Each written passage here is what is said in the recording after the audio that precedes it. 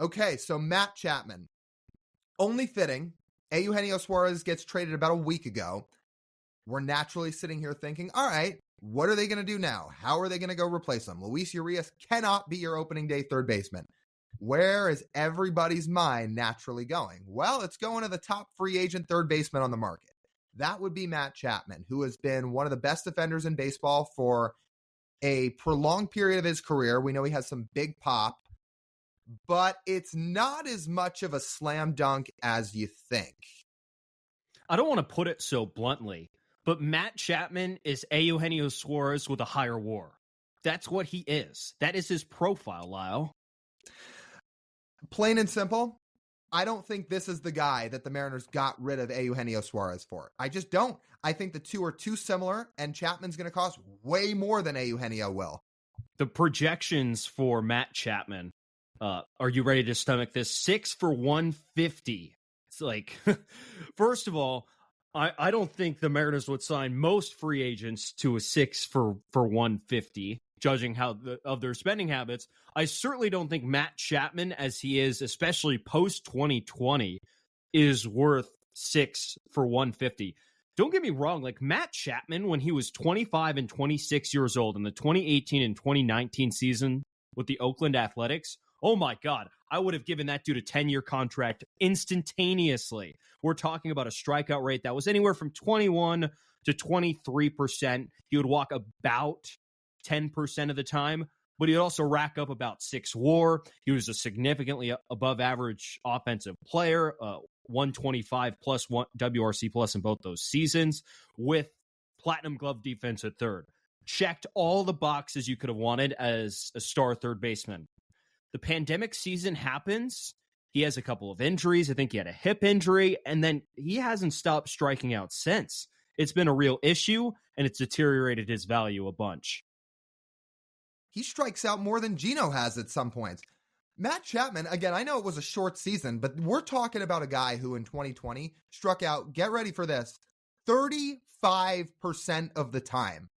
And then the following year in a full season in 2021, it was 32.5% of the time. This guy has just been a strikeout machine left and right at different points of his career. So we can talk about his offense. We can talk about his defense. We're going to get into all of it. But if you just want to start first with this, the punch outs, it may start and finish right there for the Mariners. They may look at his strikeouts and strikeout rate and say, yep, that's enough for us to write him off because we just got rid of Gino. We got rid of Teo. We're trying to cut down on strikeouts. That's not the guy we're bringing in to replace Eugenio Suarez, a guy who strikes out almost as much, if not often more than Gino. In theory, you could say, oh, his strikeouts are trending down. He went from 35% in 2020 to 32.5%, a real big decrease in 2021, in which was his worst offensive season as a pro. And then it went down to 27 in 2022 and a tick up to 28 in 2023. I mean, that's not a promising enough trend to sell you on that. If I'm selling you on Matt Chapman, I'm going to say overall net, we like to use WAR. He's a very valuable player by WAR. I mean, this dude is worth at least 3.5 wins every full season of his big league career, sans his rookie season. And his rookie season in 80 games, he was worth 2.5 wins. Value, value, value, value. You stick Matt Chapman on the Mariners this past season, he's the third most valuable member of that team. But the problem is so much of it comes from his defense, and the Mariners, as much as they'd like some good defense, need a little bit more of their offense. I will give this to his offense, though, Lyle. He's been pretty consistent offensively. In all the full seasons of his career, outside of 2021, which was his worst season, with a 101 WRC+, he's above 110 every season. That's consistency, even though it's not how you would like. He still had a 110 WRC+ in 2023. That was pretty much carried by in April, where he had a 216 WRC+, and then outside of that had an 84. So it's overall for the season, he gave you a 110, but most of the production was put up in one month. He had a good July as well before he got hurt in August, but a lot was carried by a small sample size, and then over the larger portions of the season was simply not good enough at the plate. So we're diving into his offense. We'll get to his defense here in a couple minutes. But to your point, in April, he was the MVP. He had another great month in July, like you just said. He had a 900 OPS that month. But again, really, really highlighting here, April. Because April, you could argue through 1 month, he was the MVP of the American League. The other 4 months of the year, he was awful. His OPS sat between 500 and 600. It was somewhere in that range the other 4 months of the season. He's super streaky. And the Mariners, I think, need a little more consistency than that. We saw what happened when Julio couldn't get it going early in the season. The whole offense lagged as a result. They need a little bit more consistency than that. Because that right there, what Matt Chapman did, that's kind of what Teoscar Hernandez did. What Chapman did was probably a little bit more elevated. But it was 2 great months and 4 months where he really struggled. And I think the Mariners would prefer to steer clear of something like that and have a little bit more consistency on a daily basis. So the injuries are a factor here with Matt Chapman. I mentioned the injuries before he got traded to Toronto, which led to his down 2021 season.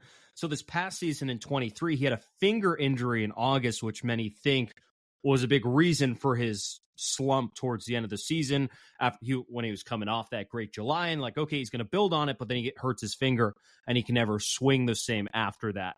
You can believe that. You can choose not to believe it. There is a fact that Matt Chapman's not getting any younger and potentially not getting any better on offense, and his swing and miss is not going to get any better on offense. So it's take that as you will. There is that on top of his swing and miss offensive profile.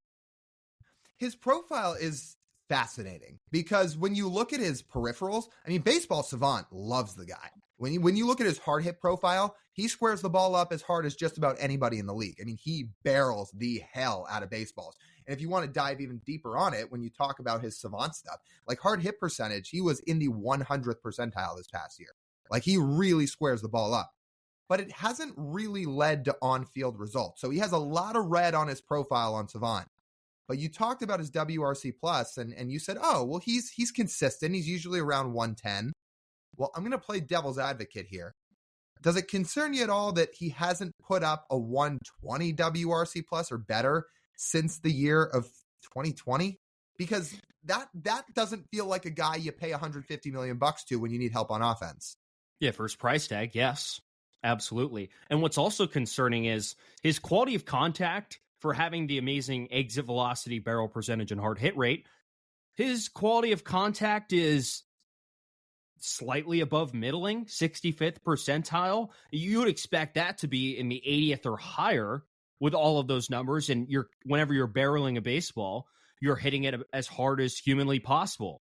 But the case is his quality of contact is overall by xwOBA not good or not great. It's 65th percentile is above average. That's where we're going to lay that. But then you look at his batting run value of how Savant tries to measure that. It's below average. It's in the 40th percentile. For someone who's supposed to have amazing batted ball data, that doesn't make too much sense. And he weirdly struggles with fastballs too. Most of his career, he has not squared up four-seamers, which is a little odd for a guy that hits so many homers. But yeah, there are things to be concerned about in his profile too. And again, it hasn't really led to the on-field results you want over the last few years because he's been good. I don't think he's been good enough to warrant the contract that him and Scott Boras are going to be asking for. That's the other part about this, right? Knowing how Scott Boras often manipulates markets, here's what he's going to do. He's going to wait till Ohtani signs. He's going to tell Cody Bellinger, we're waiting till Ohtani signs. Then he'll invest most of his time into Cody. And once Cody signs, who becomes the third best bat on the market in most eyes? It's Matt Chapman. So then Scott Boras will say, now we get going with you, buddy. And now we're going to up your price tag to all the desperate teams that are looking for bats. And what do the Mariners not do? They don't get in bidding wars. And they don't get in bidding wars for players like him. So I don't think this makes a whole lot of sense for a lot of reasons. Between the offensive profile we've highlighted so far, between Boras being his agent, between the contract he's going to probably demand, there's reason to be there's reasons to be skeptical. Like, again, if he was going to get 5 for $90, I'd say, great, sign me right up. That's not what he's going to get.